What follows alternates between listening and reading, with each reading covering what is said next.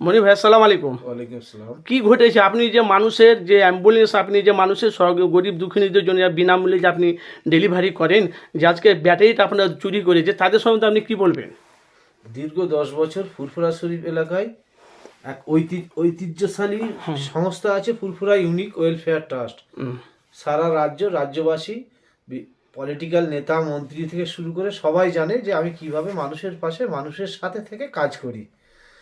দীর্ঘ 10 বছর আমার এই সংস্থার নাম ফুরফুরা ইউনিক ওয়েলফেয়ার ট্রাস্ট। আমি আমার সংস্থার অফিসে বসে আছি, যেখানে বর্তমানে অক্সিজেন, অ্যাম্বুলেন্স, ঔষধ, ক্র্যাচ, কোমর ভেঙে গেলে গাড়ি, সব রকম আছে। আর আমার এই দেখতে পাচ্ছেন দুটো অফিসে, দেখুন কত আমি পুরস্কার মেমেন্টো পেয়েছি, বিভিন্ন দুটো আলমারি ভর্তি।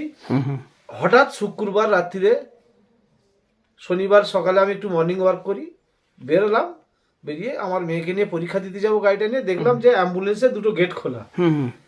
গিয়ে দেখলাম অ্যাম্বুলেন্সের দুটো গেট খোলা। গিয়ে দেখছি অ্যাম্বুলেন্সের ব্যাটারিটা চুরি করে নিয়ে গেছে। তো আমি আশ্চর্য হয়ে যাই, রাত বিরেতে গরিব দুস্থদের সম্পূর্ণ ফ্রি অ্যাম্বুলেন্স পরিষেবা, অক্সিজেন পরিষেবা, মেডিসিন পরিষেবা, কারো কোমর ভেঙে গেলে তাকে ক্র্যাচ, কারোর পা চোট হলে তাকে ঠেলা গাড়ি, সবগুলো পরিষেবা সম্পূর্ণ দুস্থ গরিবদের ফ্রি দেওয়া হয়। আপনি ফ্রি করে দেন? সম্পূর্ণ ফ্রি। কোনো কিন্তু প্রভাবশালী কোনো বড় লোকদের কিন্তু ফ্রি নেই। কেন থাকবে? দুস্থদের জন্য এই সংস্থা, যারা গরিব অসহায় মানুষ, ওদের জন্য আপনি হেল্প করেন। তো সেই দুস্থদের জন্য এই পরিষেবা, সেই অ্যাম্বুলেন্সের ব্যাটারি চুরি করে নিয়ে গেছে। তো অ্যাম্বুলেন্সের ব্যাটারি আমার এখানে বর্তমানে সিসি ক্যামেরা নেই, আমি লাগাবো, সব নিয়ে এসেছি, কিন্তু এই সিসি ক্যামেরা নেই, যদি কেউ ইনফর্মার না থাকে এই ব্যাটারিটা কিভাবে চুরি হতে পারে?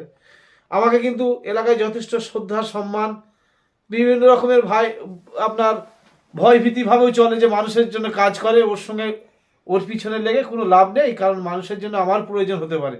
কিন্তু হঠাৎই আমার ব্যাটারিটা চুরি হলো, আমি আশ্চর্য হয়ে গেলাম। আমি জাঙ্গিপাড়া থানার প্রীতমবাবু বলে অফিসারকে ফোন করে জানালাম, উনি বললেন আমরা দেখছি। বড়বাবু নিঃসন্দেহে ভালো লোক, উনি আমায় ডেকে পাঠিয়েছিলেন, অনেকক্ষণ আলোচনা হলো ওনার সঙ্গে। ওনাকে আমি একটা অ্যাপ্লিকেশনও দিলাম জিডি আকারে। উনি বললেন আমি ইমিডিয়েটলি আপনার দেখছি। অ্যাম্বুলেন্স যেহেতু গরিব মানুষের পরিষেবা আপনি দেন, আপনার সম্বন্ধেও আমি জানি, খোঁজ খবর নিয়েছি, না আপনি মানুষের পাশে মানুষের সাথে থেকে কাজ করেন। দীর্ঘদিন অসহায়দের পাশে একভাবে কাজ করেছি। বিভিন্ন রকম লোকজন জানেন, পশ্চিমবঙ্গবাসী আমাকে চেনেন, জানেন কেন জানেন? সমাজ সেবক হিসাবে। আমি আমার প্রচারের জন্য নয়, কিন্তু আমি এই সংগঠন খুব কষ্ট করে করেছি। সেই সংগঠন খুব স্ট্রং পজিশনে আছে। কেন? Papers completed. তো মানুষ হঠাৎ কেন আপনার অ্যাম্বুলেন্সে ব্যাটারি চুরি? ওদের উদ্দেশ্যটা কারণটা কি? আমি তো সেটাই বলছি। দীর্ঘ এত ঠান্ডা গেল, এত শীত গেল, এই সময় তো আমার ব্যাটারিটা চুরি হলো না। এখন তো শীত কমে গেছে, তো এই সময় আমার ব্যাটারিটা কেন চুরি হলো? কোনো ইনফর্ম দিয়েছে তবে ব্যাটারিটা চুরি হলো। আমার চাপার অল্টোটা তারও লক ভাঙার চেষ্টা করেছে, কিন্তু ওটা অটো সিস্টেম, আর একটু হলেই বেজে উঠতো, তখন ধরা পড়তো। কিন্তু আমার সিসি ক্যামেরা লাগাবার পর আমি বুঝতে পারবো এবার যে কাদের মনোভাব, যে এই রকম তারা কি করতে চাইছে বা কি তাদের মনের ভাব প্রকাশ, সেটা আমি জানতে পারবো। কিন্তু আশ্চর্য হয়ে গেলাম, আমার যে এখন পর্যন্ত সিসি ক্যামেরায় সেই ইনফর্মটা কে দিয়েছে, যে হোক দিয়েছে জানে, নাহলে সিসি ক্যামেরা তো এখন সব জায়গায় হয়ে গেছে, বাড়িতে আছে কি না আছে আউটলুক কি জানবে। আপনি যদি বাইরের লোক আসেন আমার এখানে, তো আপনি তো আগে এলাকায় তথ্য নেবেন, না রে ওর সিসি ক্যামেরা আছে, ওখানে গিয়ে লাভ নেই, ঠিক ঠিক। তাহলে সিসি ক্যামেরা নেই বলেই দেখেছে। কিন্তু আমি বর্তমানে সব নিয়ে এসেছি, আমি ইমিডিয়েটলি লাগাবার ব্যবস্থা করেছি বা করব। তো আমি আশ্চর্য হয়ে গেলাম, যেটা অসহায় দুস্থ মানুষদের জন্য একটা অ্যাম্বুলেন্স, যে অ্যাম্বুলেন্স হয়তো যে চুরি করেছে তারও লাগতে পারে, যে ইনফর্ম দিয়েছে তারও লাগতে পারে। তো ওটাতে হাত দেওয়া উচিত না। আমার সংগঠন খুব স্ট্রং, আর্থিকভাবে নয়, কিন্তু পেপারস কমপ্লিটেড কাজের দিক দিয়ে খুব স্ট্রং। সেই সংস্থার উপরে এইভাবে আঘাত আনা হয়েছে। এটা আমি ফুরফুরাবাসী, রাজ্যবাসী সকলকে বলেছি যে আপনারা এটাকে মেনে নেবেন না নেবেন না বলুন। আপনারা বিভিন্ন কমেন্টে বলেছে, ফেসবুকের আমার পার্সোনাল পেজে, অফিসিয়াল পেজে, বিভিন্ন মিডিয়ায় বলেছে যে না সত্যি এটা অ্যাকসেপ্টেড নয়, এটা অন্যায়, মেনে নিতে পারা যায় না, এটা অন্যায়, এটা হচ্ছে বড় ধরনের অন্যায়। কেন? যেহেতু অ্যাম্বুলেন্স। ঠিক আছে। আর তো যাদের আর অ্যাম্বুলেন্স আছে তাদের উদ্দেশ্যে আপনি কি বলবেন? যে আপনার সাথে যে জিনিসটা অত অন্যজনের সাথে ঘটতে পারে তো? না, এত গাড়ি তো পড়ে আছে চারিদিকে। হ্যাঁ, এত গাড়ি পড়ে আছে চারিদিকে। হ্যাঁ, এই আমার ফুরফুরা এলাকাতেই তো কত গাড়ি পড়ে আছে। কটা ব্যাটারি চুরি হয়েছে?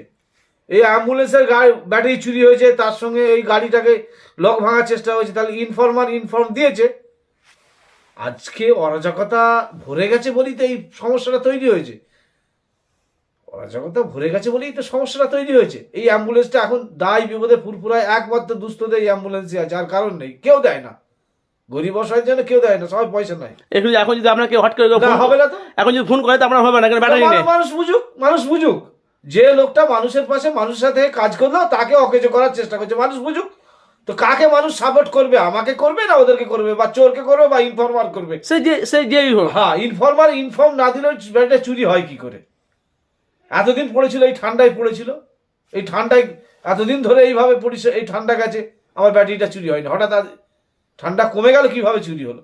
কোনো ইনফর্মার তবে যে মানুষের ক্ষতি করে, এটা সারা বীরত্বর সাথে সকলের কাজে লাগে। যে ক্ষতি করেছে তার কিন্তু বড় ক্ষতি হবেই, আমার মহান আল্লাহ পাক তাকে ছাড়বেন না, কারণ এটা অ্যাম্বুলেন্স। ওকে, নাম কি আপনার? আমার নাম মুফতি গোলাম হাবিব। বাড়ি কোথায়? আমার বাড়ি ফুরফুরা শরীফ মিলেপাড়া। আমার ট্রাস্ট আছে ফুরফুরা ইউনিক ওয়েলফেয়ার ট্রাস্ট। আমি সেই ট্রাস্টের ট্রাস্টি, অফিসিয়ালি ট্রাস্টি। আমার পেপারস কমপ্লিটেড একটা সংস্থা আছে, এইটিজি 12-এ রেজিস্ট্রেশন, দর্পণ, আইটি ফাইল থেকে শুরু করে সব পেপারস কমপ্লিটেড একটা সংস্থা আছে, এই যে সেই সংস্থার অফিস, রেজিস্ট্রিকৃত অফিস।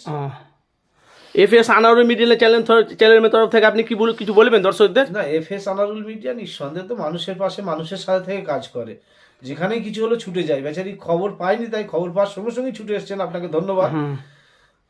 হাবিব এসেছিলেন, শিয়াখালার হাবিব মিডিয়া, উনিও মানুষের খোঁজ পায়, পেলি সঙ্গে সঙ্গে কিছু হলে তা আসে। তবে এফএস আনারুল মিডিয়া নিঃসন্দেহে ভালো, উনি কোনো টাকা পয়সাও নেন না, কিছু নেন না, উনি মানুষের স্বার্থে মানুষের পাশে থেকে কাজ করে যান, এটাই চাই আমরা। উনি চেষ্টা করছেন আসল খবরগুলো, সত্য খবরগুলো মানুষের মধ্যে তুলে ধরা। ধন্যবাদ।